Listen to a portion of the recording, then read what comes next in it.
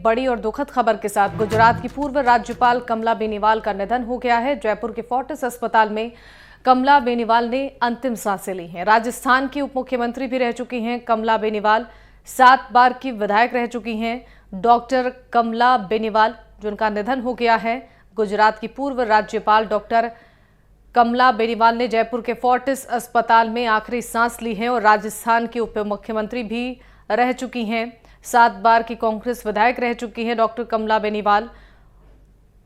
तो आज उन्होंने अंतिम सांसें ली हैं जयपुर के फोर्टिस हॉस्पिटल में। ये बड़ी और दुखद खबर आप तक पहुंचा रहे हैं। गुजरात की पूर्व राज्यपाल कमला बेनीवाल का निधन हो गया है।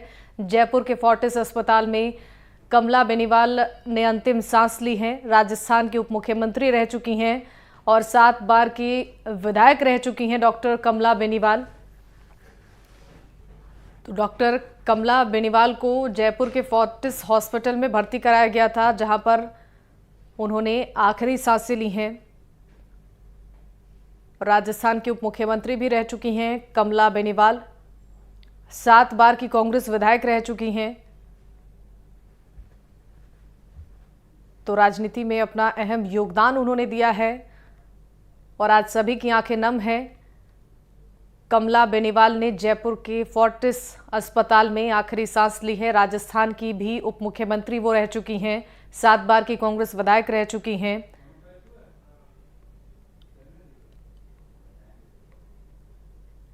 तो कमला बेनीवाल को जयपुर के फोर्टिस हॉस्पिटल में भर्ती कराया गया था, जहां पर उनका इलाज चल रहा था, लेकिन उनका निधन हो गया है। जयपुर के फोर्टिस हॉस्पिटल में उन्होंने अंतिम सांसें ली हैं। राजस्थान की उप मुख्यमंत्री रह चुकी हैं कमला बेनीवाल, 7 बार की कांग्रेस विधायिका रह चुकी हैं और गुजरात की पूर्व राज्यपाल भी वो रह चुकी हैं। डॉक्टर कमला बेनीवाल ने अपनी अमिट छाप छोड़ी है राजनीति में और आज सभी की आंखें नम हैं डॉक्टर कमला बेनीवाल के निधन पर। तो ये बड़ी और दुखद खबर है। गुजरात की पूर्व राज्यपाल कमला बेनीवाल का निधन हुआ है। जयपुर के फोर्टिस हॉस्पिटल में कमला बेनीवाल ने अंतिम सांस ली है और राजस्थान की भी वो उप मुख्यमंत्री रह चुकी हैं। इसके अलावा 7 बार की कांग्रेस विधायक रह चुकी हैं। सुशांत पारिक हमारे साथ फोन लाइन पर जुड़ गए हैं ज्यादा जानकारी के साथ। सुशांत, देखिए ये दुखद खबर है, गुजरात की पूर्व राज्यपाल कमला बेनीवाल का निधन हो गया है। राजनीति में अमिट छाप उन्होंने छोड़ी है। राजस्थान की उप मुख्यमंत्री भी रह चुकी हैं। हर किसी की आंखें नम हैं। बिल्कुल, और इस तरह से राजस्थान में किसी महिला ने सियासी तौर पर इतनी बड़ी छाप छोड़ी हो, सामाजिक तौर पर इतनी लंबी पारी के लिए हो, कोई दूसरा नाम कमला बेनीवाल के अलावा जहन में नहीं आता है। आप ये देखिए, जब 1927 में उनका जन्म हुआ था झुंझुनू के गोरीर गांव में, किसान परिवार से निकली हुई कमला बेनीवाल उस दौर में अर्थशास्त्र, राजनीति शास्त्र, इतिहास में स्नातक रही हैं और जो चुनाव इन्होंने लड़ा, बेहद कम उम्र में चुनाव लड़ा और पहली बार विधायक बनी। मंत्री बनने वाली पहली जो है महिला थी, उप मुख्यमंत्री बनने वाली पहली जो है वो महिला रही हैं। और आप देखिए इनकी लेगेसी को इनके पुत्र आलोक बेनीवाल कैरी कर रहे हैं। विधायक रह चुके हैं शाहपुरा से, लेकिन कमला बेनीवाल ने न केवल सियासी तौर पर बल्कि जब वो राज्यपाल रही गुजरात में, तब भी उन्होंने महिलाओं के एजुकेशन को लेकर, महिला सशक्तिकरण को लेकर हमेशा काम किया है। झुंझुनू जो इलाका किसी दौर में अपनी एजुकेशन के लिहाज से पिछड़ा हुआ था, उसको आगे बढ़ाने में भी उनका बड़ा योगदान रहा। और अब हम देख रहे हैं कि मुख्यमंत्री भजनलाल शर्मा ने ट्वीट किया है, उनके निधन पर शोक जाहिर किया है। प्रदेश कांग्रेस के अध्यक्ष गोविंद सिंह डोटासरा हो, पूर्व मुख्यमंत्री अशोक गहलोत, जिनके साथ ये अलग अलग डिपार्टमेंट का कामकाज संभालते हुए उप मुख्यमंत्री रही, मंत्री रही, तो एक लंबा दौर, एक लंबी जो लेगेसी, और यहाँ तक कि इन्होंने अपनी पढ़ाई के साथ साथ भारत छोड़ो आंदोलन में भी, आजादी का जो मूवमेंट था उसमें भी शिरकत की थी और बाद में इंदिरा गांधी ने इन्हें ताम्रपत्र भी दिया था। तो आप समझ सकते हैं कि किस तरीके से एक बड़ा लंबा सियासी सामाजिक करियर रहा। 97 ईयर्स ओल्ड थी, पिछले कुछ दिनों से बीमार थी, उस तरीके से एक्टिव नहीं थी उस तरीके से मिलना जुलना भी नहीं था, लेकिन बताया गया कि कुछ दिन पहले सांस लेने में दिक्कत हुई, अस्पताल में भर्ती करवाया गया और आखिरी सांस उन्होंने वहां पर ली। बिल्कुल सुशांत, बहुत बहुत शुक्रिया आपका तमाम जानकारियों के लिए। तो गुजरात की पूर्व राज्यपाल कमला बेनीवाल ने जयपुर के फोर्टिस हॉस्पिटल में अंतिम सांसें ली हैं। राजस्थान की उप मुख्यमंत्री रह चुकी हैं, 7 बार की कांग्रेस विधायक रह चुकी हैं डॉक्टर कमला बेनीवाल। गुजरात की पूर्व राज्यपाल डॉक्टर कमला बेनीवाल का निधन हुआ है और राजनीति के तमाम जो दिग्गज हैं वो उन्हें श्रद्धांजलि अर्पित कर रहे हैं। उनके बेटे ने भी ट्वीट कर उन्हें श्रद्धांजलि दी है और ये जानकारी साझा की है। आलोक बेनीवाल का ये ट्वीट भी हम आपको दिखा रहे हैं। इसके अलावा जैसा कि हमारे सहयोगी ने भी बताया कि मुख्यमंत्री राजस्थान के भजनलाल शर्मा ने भी ट्वीट कर उन्हें श्रद्धा सुमन अर्पित किया है। इसके अलावा पूर्व मुख्यमंत्री अशोक गहलोत ने भी श्रद्धांजलि दी है ट्वीट के माध्यम से। तो सबकी आंखें नम है। डॉक्टर कमला बेनीवाल का निधन हो चुका है। 7 बार की वो कांग्रेस विधायक रह चुकी हैं, गुजरात की पूर्व राज्यपाल रह चुकी हैं, राजस्थान की उप मुख्यमंत्री भी रह चुकी हैं कमला बेनीवाल। महिला सशक्तिकरण को आगे बढ़ाया उन्होंने और एक अमिट छाप उन्होंने राजनीति में छोड़ी है, जिसे आज सभी याद कर रहे हैं। तो लंबे समय से वो बीमार चल रही थी। फोर्टिस हॉस्पिटल में उन्हें इलाज के लिए भर्ती कराया गया था। सांस लेने से संबंधित परेशानियां हो रही थी, जिस वजह से उन्हें इलाज के लिए हॉस्पिटल में भर्ती कराया गया था। लेकिन आज जयपुर के फोर्टिस हॉस्पिटल में उन्होंने आखिरी सांसें ली हैं और आज कमला बेनीवाल का निधन हो गया है।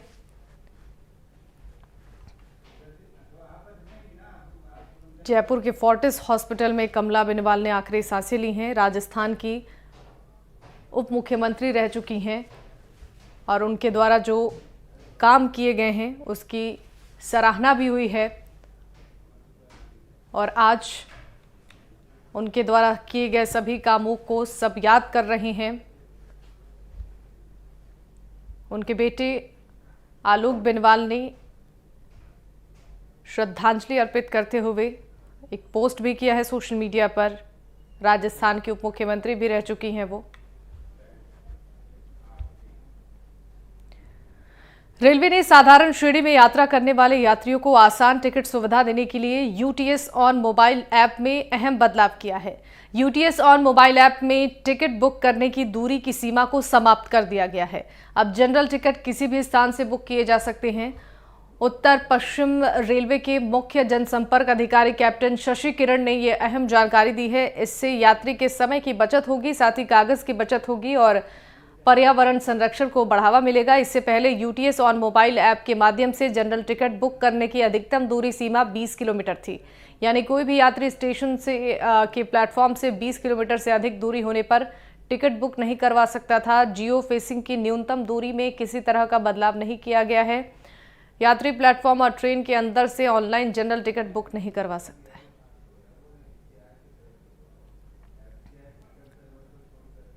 तो यूटीएस ऑन मोबाइल ऐप से अब बुकिंग करने में आसानी होगी। जो भी यात्री 20 किलोमीटर से भी ज़्यादा दूरी की यात्रा करना चाहते हैं उन्हें अब इससे बेहद आसानी हो जाएगी। किसी भी स्थान से वो टिकट बुक कर सकते हैं। यूटीएस मोबाइल ऐप के लिए अब जनरल टिकट बुकिंग की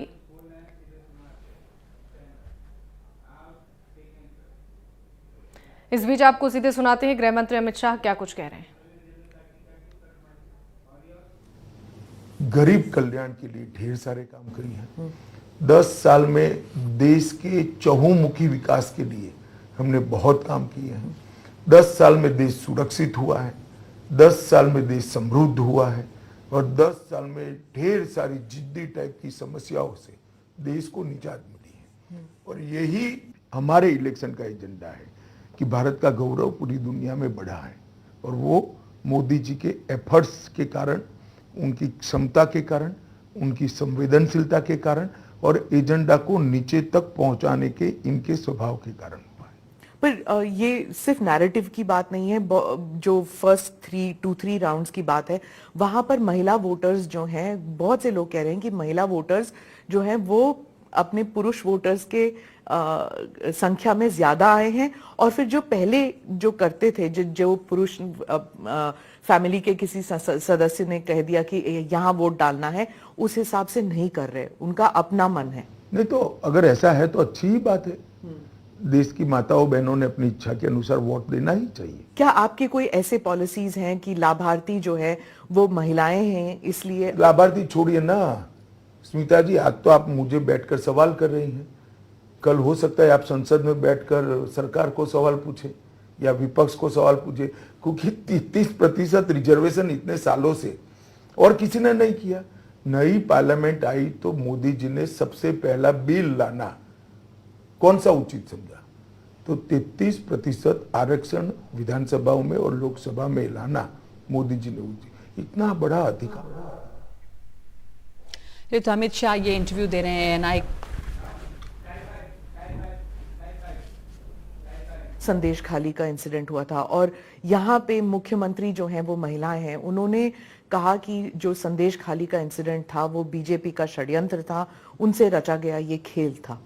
देखिए, मैं कई बार बता चुका हूं, ममता बनर्जी जी ने अपनी कार्यशैली डेवलप की है। पहले अत्याचार कराइए, जब अत्याचार करिए और होने दीजिए, और अत्याचार से जब लोग परेशान हो जाते हैं उसको उजागर करते हैं, सार्वजनिक करते हैं, तो वो छिपाने के लिए फिर से अत्याचार करिए। संदेश खाली इसका क्लासिक एग्जाम्पल है। एक महिला मुख्यमंत्री के नाक के नीचे धर्म के आधार पर ढेर सारे महिलाओं के साथ दुष्कर्म होता है और वो चुप बैठी है। हाईकोर्ट को इंटरवीन करना पड़ता है दोषियों को पकड़ने के लिए, उसके बाद भी जांच ठीक से नहीं होती है तो सीबीआई को हाईकोर्ट देती है। उनको शर्म आनी चाहिए। विपक्ष कहता है कि जहां आप संदेश खाली का इंसिडेंट उठाते हैं, आपका ही जो अलायंस कर्नाटका में है वहां पे भी औरतों पर अत्याचार हुआ था, प्रज्वल रेवन्ना का केस बता रही हूं मैं, वहां पर आपने उन्हें बाहर जाने दिया। देखिए, आप कर्नाटक से ही आती, वहां सरकार किसकी है? कांग्रेस की। उनको अरेस्ट करने की जिम्मेदारी किसकी है? कांग्रेस की। मेरा बहुत स्पष्ट मत है कि कांग्रेस के डेप्यूटी सीएम वोकलिगा जाति से आते हैं, डीके शिव कुमार। उन्होंने वोकलिगा वोट बैंक बेल्ट का वोटिंग होने तक इनको हाथ नहीं लगाया और अपनी वोकलिगा वोट बैंक को प्रोटेक्ट करने के लिए उनको जाने दिया है। जिम्मेदारी अगर किसी की है तो उनकी है। जैसे ही घटना बाहर आई, मेरी पार्टी की ओर से मैंने ही स्पष्ट किया था, भले हमारे एलआई हो, कठोर से कठोर कदम उठाना चाहिए, या तो वो सीबीआई को दे दें। बंगाल में जो इलेक्शन रिलेटेड हिंसा होती है उसके बारे में आप कुछ बताएंगे हमें? देखिए, बड़ा दुर्भाग्यपूर्ण है। एक जमाने में यूपी बिहार में रैगिंग होती थी, चुनाव आयोग प्रिवेल कर गया, रैगिंग समाप्त हो गई। धीरे धीरे चुनावी कल्चर भी बदला। एक जमाने में आतंकवादी कश्मीर के अंदर वोटिंग ही नहीं होने देते थे। 2 दिन पहले वहां पर भी 35% वोटिंग हुई, एक रिकॉर्ड है। मतलब आतंकवाद जब से शुरू हुआ तब से अब तक का रिकॉर्ड है। परंतु बंगाल एक देश का एक हिस्सा ऐसा रह गया है और इसके लिए जिम्मेदार टीएमसी सरकार है, जहां चुनाव के बाद भी हिंसा थमने का नाम नहीं लेती है। गत विधानसभा चुनाव के बाद 10 दिन में 53 लोग मरे। चुनाव की बाद चुनावी हिंसा छोड़ दीजिए, पर यहां हाईकोर्ट ने ऑर्डर करना पड़ेगा। आप व्हाट्सएप पे पर्चा डाल रहे हो, जब पार्टी की एक्सपेंशन की एक्सरसाइज चलती है, नीचे कोई दूसरी पार्टी के कार्यकर्ता बनते हैं तो उनको लटका दिया जाता है। कोई टीएमसी छोड़कर यहां आएगा तो उसको फांसी चढ़ा देते हैं और कहते हैं आत्महत्या कर दी। मैंने ऐसा दृश्य कहीं नहीं देखा। एक जमाने में केरल में भी हिंसा होती थी, परंतु केरल की हिंसा मारपीट वाली होती थी। तो गरीब लोगों को आप फांसी पे लटका दोगे, जिंदा जला दोगे। कई सारी ऐसी घटनाएं हैं। मैं तो आपकी चैनल से दरख्वास्त करूंगा कह के ऐसे दृश्य ढूंढ लीजिए फांसी चढ़ने वाले और जिंदा जलने वाला एक आदमी अपना वीडियो कर कर अपील करता है, मैं तो अब जलकर मरने वाला हूं, आप इस शासन को बदलिए। तो इलेक्शन कमीशन ने 7 फेजेस में चुनाव किए थे, सेंट्रल फोर्सेस इतने भेजे गए हैं, फिर भी हो रहा है ये। देखिए, इस बार पहली बार चुनाव के दौरान हिंसा नहीं हो रही, मगर गत चुनाव में भी चुनाव के दरमियान कम हिंसा हुई। जीतने के बाद ममता जी ने हिंसा का तांडव खेला और कही हमारी तो शपथ ही नहीं हुई। तो वैक्यूम पीरियड जो है उसका वो उपयोग करती है। मैं मानता हूं वैक्यूम पीरियड में भी इलेक्शन कमीशन ने सुरक्षा की चिंता करनी चाहिए, क्योंकि शपथ के बाद तो उनकी कॉन्स्टिट्यूशनल रिस्पॉन्सिबिलिटी होती है। जब तक वैक्यूम पीरियड है इसकी चिंता करनी चाहिए। ममता बनर्जी जो है वो हर एक रैली में कहती हैं कि सीए का फॉर्म मत साइन कीजिए, आपको नागरिकता नहीं मिलेगी, और आप कहते हैं कि डरना नहीं चाहिए। सत्य देखिए, आज ही मैं आपको एडवांस में समाचार दे रहा हूं, दिल्ली में प्रथम 300 लोगों को नागरिकता मिलने जा रही है। ये देश का कानून है स्मिता जी, और इसको इस तरह से झुठलाया नहीं जा सकता। जो हिंदू, सिख, बौद्ध, जैन, क्रिश्चियन भारत, पाकिस्तान, बांग्लादेश और अफगानिस्तान से आए, वो सारे लोग 2014 के पहले जो शरणार्थी बनकर आए, उनका अधिकार है, डॉक्यूमेंट हो न हो उनको नागरिकता मिलेगी। आपने कहा कि अगर बंगाल में बीजेपी को 30 से ज्यादा सीट मिलती है, 30 या उससे ज्यादा सीट मिलती है, तो ममता बनर्जी की सरकार नहीं रहेगी, ऐसे कैसे? उनकी खुद की सरकार में उनकी कार्य पद्धति और भतीजे को तवज्जो देने के कारण ढेर सारा असंतोष हम देख रहे हैं, और जनता का जनादेश अपने आप में बहुत महत्वपूर्ण चीज होती है। एक बार जनता का जनादेश कंप्लीटली इनके खिलाफ जाएगा, बंगाल के अंदर निश्चित रूप से हमें कुछ करने की ही जरूरत नहीं पड़ेगी।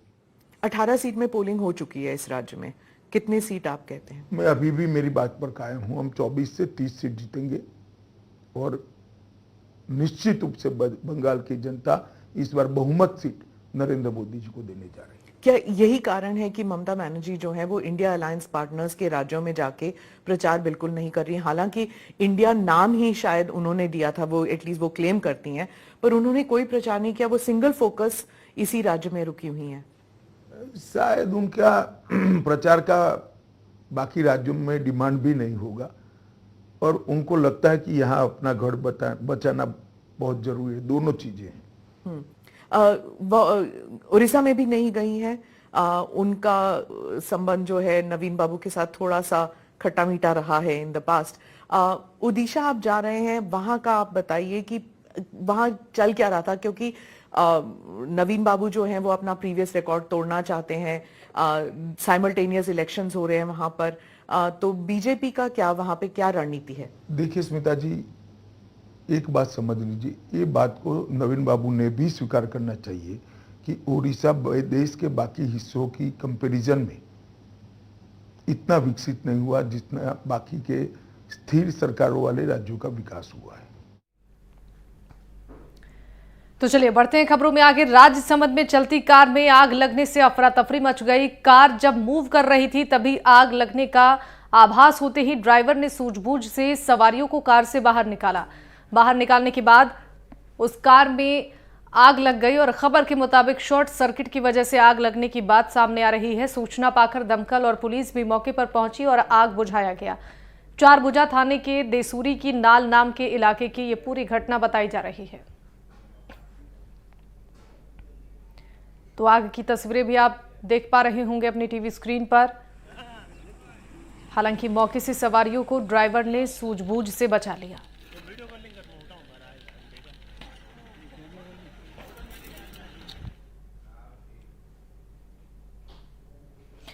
लड़की को घर के बाहर से अगवा कर रेप करने के मामले में गंज थाना पुलिस ने आरोपी रूप सिंह को गिरफ्तार कर लिया है। गंज थाना पुलिस ने आरोपी रूप सिंह को माननीय न्यायालय के समक्ष पेश कर 2 दिनों के रिमांड पर लेकर उसे पूछताछ उससे कर रही है। गंज थाना प्रभारी महावीर सिंह शेखावत ने जानकारी देते हुए बताया कि लड़की के परिजन थाने पर पेश हुए और उन्होंने लिखित में एक शिकायत दी। इस शिकायत में बताया गया कि उनकी बच्ची 7 मई को घर के आंगन में बैठी हुई थी। उसी वक्त रूप सिंह नाम के शख्स ने बच्ची को जबरन अपने साथ ले गया और रेप की वारदात को अंजाम दिया। परिजनों ने यह भी कहा है कि उनकी बच्ची थोड़ी सोचने समझने की शक्ति उसकी कम है। गंज थाना पुलिस ने बच्ची के परिजनों की शिकायत पर कार्रवाई करते हुए आरोपी रूप सिंह को उसके गांव से गिरफ्तार कर लिया है।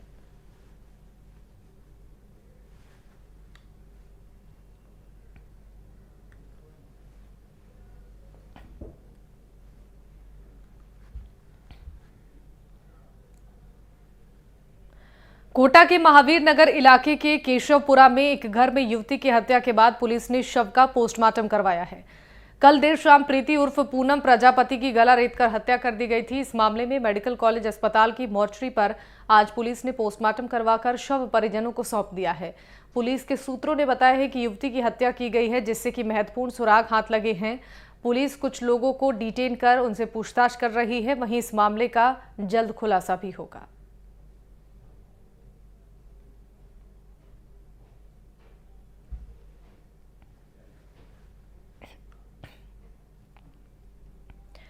प्रतापगढ़ नगर परिषद में बीते 3 सालों में 69A के तहत जारी किए गए पट्टों की जांच में आवंटित किए गए 542 पट्टों की फाइलों में गड़बड़ियां और धांधली उजागर हुई है। इसको लेकर राज्य सरकार ने सतर्कता में प्रकरण दर्ज कराते हुए DDR उदयपुर को विभागीय जांच के निर्देश जारी कर दिए हैं। जांच के बाद दोषी पाए जाने वाले कार्मिकों के खिलाफ नियमानुसार कार्रवाई होगी और शुरुआती जांच में सामने आया है कि प्रतापगढ़ नगर परिषद के अधिकारियों और भूमाफियाओं ने मिलकर बीते 3 सालों में भूमि आवंटन के मामले में जमकर धांधली की। खास तौर पर 69A के पट्टों को जारी करने के नियमों को दरकिनार किया गया। भूमाफियाओं को लाभ पहुंचाने के लिए अधिकारियों ने आधे अधूरे दस्तावेजों के आधार पर जमीनों का आवंटन कर दिया, लेकिन पिछली सरकार द्वारा इस संदर्भ में कोई कार्रवाई नहीं की गई। सत्ता परिवर्तन के साथ ही भाजपा के वरिष्ठ नेता और पूर्व जनजाति विकास विभाग मंत्री नंदलाल मीणा सहित कई भाजपा नेताओं ने नगर परिषद में हुए इस घोटाले को उजागर करने और जमीनों के आवंटन को निरस्त करने की आवाज उठाई। इस पर जिला प्रशासन तुरंत हरकत में आया और कलेक्टर डॉक्टर अंजलि राजौरिया ने अतिरिक्त जिला कलेक्टर की अध्यक्षता में एक जांच कमेटी का गठन किया।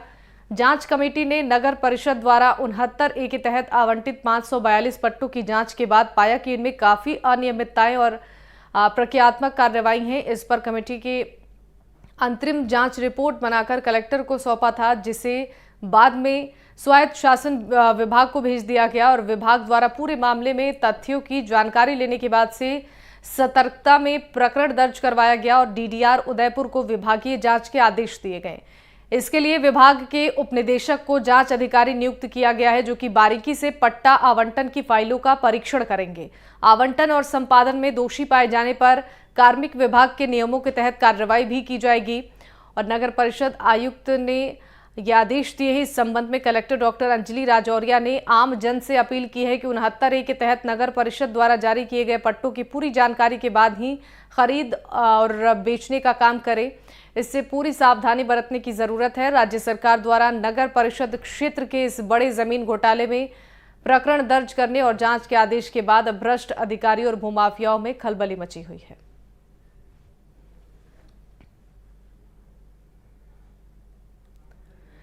धौलपुर के मनिया थाना क्षेत्र के सिंगरौली गांव में बिजली ट्रांसफार्मर को जब्त करने की गई पुलिस और डिस्कॉम की टीम पर ग्रामीणों ने पथराव कर दिया।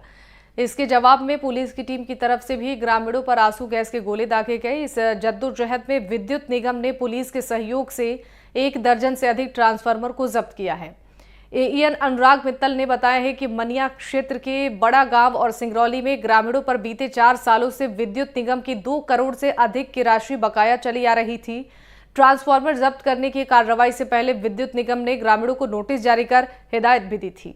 घरेलू उपयोग के अलावा बकायेदारों की सूची में खेतीहर उपभोक्ता भी शामिल हैं। बुधवार को सैपऊ सीओ आनंद कुमार राव और मनिया सीओ राजेश कुमार के नेतृत्व में डिस्कॉम के आला अधिकारियों को साथ लेकर कार्रवाई को अंजाम दिया गया। कार्रवाई के दौरान डिस्कॉम और पुलिस ने 1 दर्जन से अधिक बिजली के ट्रांसफार्मर्स को जब्त किया है। बड़गांव में ट्रांसफार्मरों को जब्त करने के बाद पुलिस और डिस्कॉम की टीम दूसरे गांव सिंगरौली पहुंची तो वहां ग्रामीणों ने विरोध किया, जो पथराव और संघर्ष के रूप में बदल गया है। आरोप है कि स्थानीय नेताओं ने के दखल की वजह से डिफॉल्टर उपभोक्ता बिल जमा नहीं करा रहे थे। राजनीतिक प्रेशर की वजह से हर बार डिस्कॉम के अधिकारियों को निराशा हाथ लगी थी।